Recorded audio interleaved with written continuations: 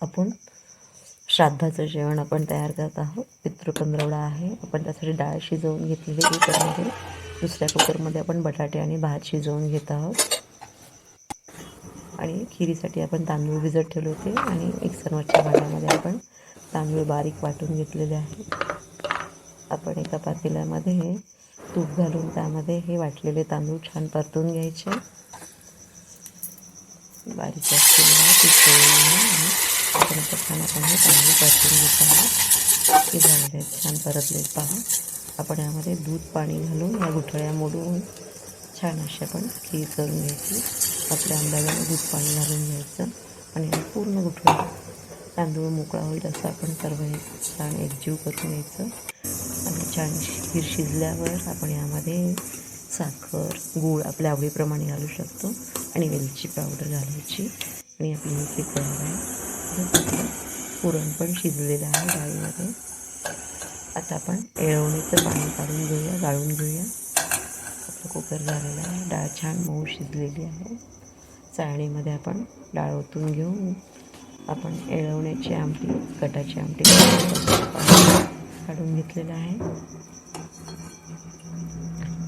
या पाण्याची आपण आमटी करणार आहोत. पाणी उकळल्यावर आपण त्याच कुकरच्या भांड्यामध्ये शिजलेली डाळ आणि त्यामध्ये आपण गूळ घालून घेणार.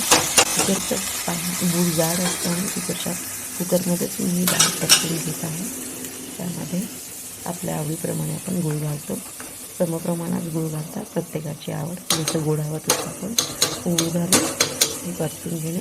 प्रथम आपण आपलं हे मिश्रण गुळाला पाणी सुटल्यामुळे ओलं होतं, पण पूर्ण पाणी आटेपर्यंत आपण हे छान परतून घ्यायचं. म्हणजे आपलं पुरण छान होतं. आणि आपलं पुरण छान परतल्यानंतर आपण यामध्ये वेलची पावडर, सुंठ पावडर घालून घेणार आहोत. असं उलटनं उभं राहिलं म्हणजे आपलं पुरण छान परतलं गेलेलं आहे. पूर्ण पाणी आटलेलं आहे. आणि आता गॅस बंद करून मग आपण यामध्ये वेलची पावडर आणि जायफळ किंवा सुंठ पावडर आपल्या आवडीप्रमाणे घालून घेत आहोत. आपलं पुरण रेडी आहे. आता आपण ते वाटून घेऊया. पुरणाच्या जाळीवर मी हे पुरण वाटून घेणार आहे. प्रत्येकजण पुरण यंत्रामध्ये कोणी घेतं, कोणी मिक्सरच्या भांड्यात वाटून घेतं. हे पुरणाच्या जाळीवर पटकन असं वाटून घेते. पटकन वाटलं जातं. तर आपण हे पुरणाच्या जाळीवर काढून घेऊया. आपलं परफेक्ट असं छान पुरण तयार झालं आहे. पुरणाच्या जाळीवर काढून घेतलं आणि ग्लासाच्या साहाय्याने हे छान घोटून घेते आणि पुरण तयार करते. अशा प्रकारे आपण हे ग्लासाच्या साहाय्याने गरम असतानाच घोटून घ्यावं. छान असं तुम्ही जितकं छान पुरण भरताल तसं त्याप्रमाणे आपलं पुरण होतं. तर आपण पुरण हे पुरणच्या जाळीतून काढून घेतलेलं आहे. आता आपण कटाची आमटी करत आहोत. त्यासाठी आपण तेल घातलं, जिरं मोहरी घातली, हिंग, लाल मिरची पावडर, खोबरं आपल्या आवडीप्रमाणे आपले मसाले घालून हे पुरणाच्या डाळीचं पाणी घालून आपण कटाची आमटी करून घेतात. ती जशी शिळी होते तसे ह्या कटाच्या आमटीला एक छान चव येते. जितकी उकळाल तशी त्या आमटीची चव अजून वाढते. आपली छान आमटी उकळलेली आहे. आपलं पुरण तयार झालं आहे, आमटी तयार झाली, खीर तयार झालेली आहे.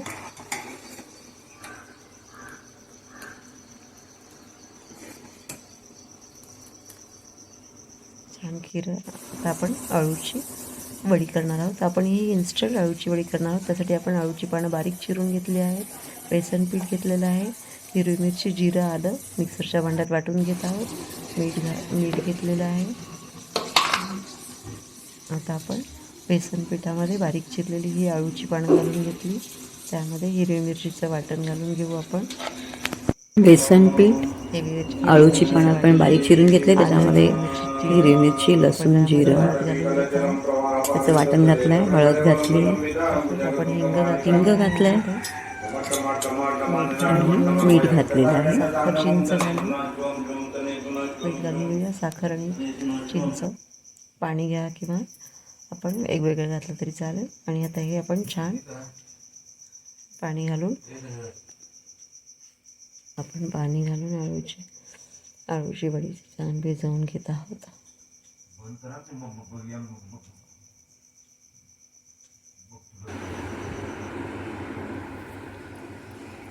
छान आपण असं अळूचं भिजवून घेतलेलं आहे आणि आता आपण तेलामध्येही थोडंसं शॅलो फ्राय करून घेत आहोत. गोल अशा टिक्कीच्या शेपमध्ये आपण ह्या अळूवड्या करून घेत आहोत. ह्या झटपट अशा सुंदर अळूवड्या लागतात आणि खमंग होतात आणि पटकन वाफलवायची गरज नाही, डिरेक्टली आपण शॅलो फ्राय करून घेत आहोत. छान कुरकुरीत होते ही वडी. अशा प्रकारे आपण सर्व वड्या तयार करून घेत आहोत. छान अशा गुलाबी खमंग तळून घेणार आहोत. आपण तळून शॅलो फ्राय करून घेत आहोत आणि आपण आता ह्या सर्व अळूच्या वड्या काढून घेऊया.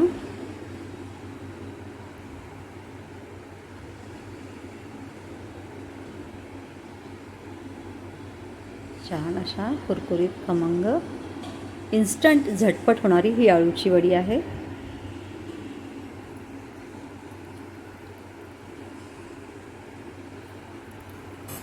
आता आपण गवारची, वांग्याची आणि लाल भोपळ्याची मिक्स भाजी करत आहोत. 3 एकत्र भाज्या करून आपण हे परतणार आहोत. आपण कढई तापवायला ठेवलेली आहे. वांगी उभी फोडी करून चिरून घेतले आहेत. भोपळ्याचे चौकोनी तुकडे करून घेतलेले आहेत. आपण कढईमध्ये जिरं आणि मोहरी टाकून घेतली आहे. तेल गरम झाले, त्याच्यामध्ये आपण हिंग घातलेला आहे.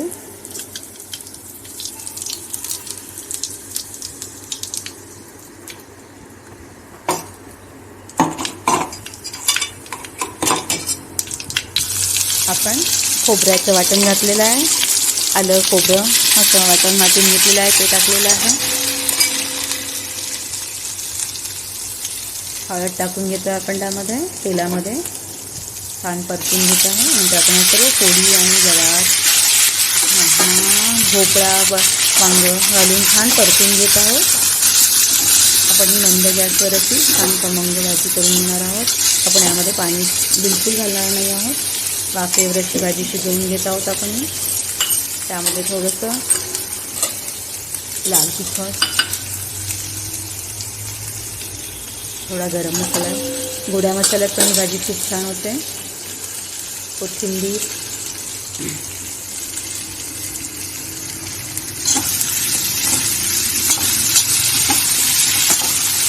झाकण ठेवून मंद गॅसवर मधून वाफलवून अशी ही भाजी करून घेत आहोत आपण. त्यानंतर आपण भेंडीची भाजी करणार आहोत. कारल्याच्या अशा गोल चकत्या कापून त्याची भाजी करणार आहोत. तसंच उकडलेला बटाटा, आपण त्याची पिवळी बटाट्याची भाजी करणार आहोत. आपण कोथिंबीर आणि इथे मिरची चिरून घेतलेली आहे. कोथिंबीर वाटून घेतलेली आहे. मिरची वाटून घेतली आहे, कोथिंबीर चिरून घेतली आहे. आपण कढईमध्ये तेलामध्ये प्रथम कारली परतून घेत आहोत. पाण्याची गुलाबी कुरकुरीत होईपर्यंत कारली करून भाजून घ्यायची. त्याच्यामध्ये आपण आता हिरवी मिरची, हिंग आणि हळद घातलेलं आहे. तसंच मीठ पण घालून घेत आहोत आणि हे पण मंद गॅसवर छान परतून घेत आहोत. त्यामध्ये सुद्धा पाणी घालायचं नाही. छान असं वाफेवरच त्या भाज्या सर्व शिजवून घ्यायच्या. वांग्याची आणि भोपळा आणि गवारची भाजी आपली रेडी झालेली आहे. पहा, छान असं तेल सुटलेलं आहे तिला. भोपळा शिजलेला आहे आणि वांगं पण छान शिजलेलं आहे. आपली ही भाजी रेडी झालेली आहे. मिक्स भाजी रेडी झालेली आहे.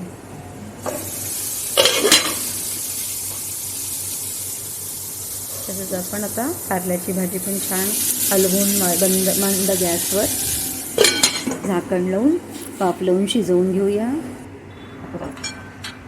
आता आपण ही छान अशी गव्हाची कणिक मळली आहे. कणिक मळताना यामध्ये थोडंसं मीठ आणि हळद घालून आपण ही छान भिजवून घेतली होती आणि ही अर्धा तास आपण मुरत ठेवली होती. आता आपण ह्याचे पुरणाचे उंडे करून तयार घेत आहोत आणि त्यामध्ये आपण आता पोळ्या लाटून घेऊया. थोडं पिठाचं पीठ घेऊन पोळ्या हलक्या हाताने लाटून घेऊया. हलक्या हाताने पोळी लाटली की छान फुगते आणि छान सर्वत्र पुरण छान पसरलं जातं आणि फुटतसुद्धा नाही.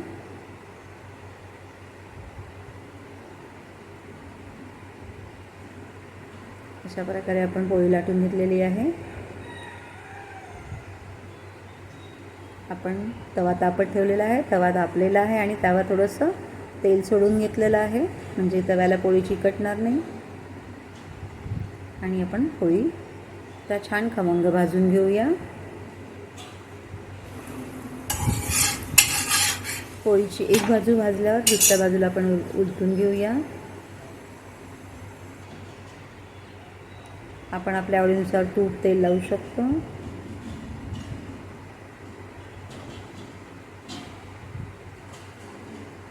छान टंब अशी आपली पोळी, पुरणाची पोळी फुगलेली आहे आणि अशा प्रकारे आपण छान ही नैवेद्याची पोळी करून घेतली आहे.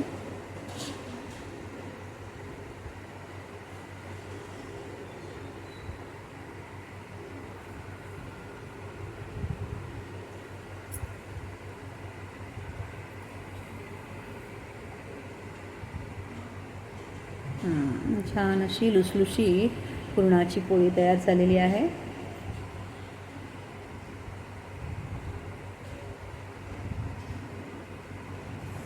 आता आपण नैवेद्य भरून घेऊया. 2 पुरणाच्या पोळ्या ठेवल्या, त्याच्यावर 2 मूद केलेले आहेत. एका मुदेवर खीर घातलेली आहे, दूध घातलेलं आहे. एका मुदेवर कढी घालून घेत आहोत, आपण डाळ घालून घेत आहोत. आपण आता मिक्स भाजी घालून घेत आहोत. हा आपण श्राद्धाचा नैवेद्य आधी पहिल्यांदा भरून घेत आहोत. काकडीचे काप ठेवलेले आहेत, त्यामध्ये आपण आल्याचा तुकडा ठेवतो, तसंच लिंबाची फोड, कारल्याची भाजी, भेंडीची भाजी घालून घेत आहोत, तसंच मेथी घालून घेत आहोत. मेथीची भाजीसुद्धा घालून घेत आहोत आणि पिवळ्या बटाट्याची भाजी घालून घेतलेली आहे. आपण अळूची वडी, तसेच भजी, कुरडई, पापड, उडदाचा पापड आपण सगळं तळण घालून घेतलेलं आहे. आता आपण कटाची आमटी घालून घेऊया आणि हा श्राद्ध पक्षाचा आपला नैवेद्य कटाची आमटी घालून घेत आहोत. हा आपला श्राद्ध पक्षाचा नैवेद्य रेडी झालेला आहे.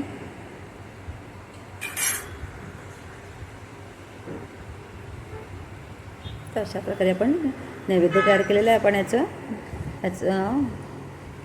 आपण घास ठेवून आपल्या श्राद्धांना बाहेर घराबाहेर आपण घास ठेवतो, ते तसंच आपण आपल्या देवाचं पण नैवेद्याचं ताट केलेलं आहे. देवाला पण आपण गोल पानाचं चक्र करून त्याच्यावर नैवेद्याचं ताट ठेवलेलं आहे. पूर्ण तुळशीचं पान ठेवलेलं आहे आणि आपण नैवेद्य दाखवत आहोत घरच्या देवांना. तसंच गाईला पण पान काढलेलं आहे. आपण कावळ्यांचा घास काढलेला आहे, गाईचं पान, देवाचा नैवेद्य, अशा आपण सर्व करून व्यवस्थित केलेलं आहे.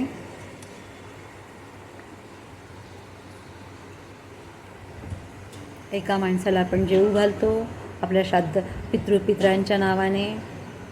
आजच्या दिवसाला दानधर्म करण्याला महत्त्व मानलं जातं. आज असं म्हणतात की आजच्या दिवशी स्वर्गाची दारं उघडतात आणि आपले पितृ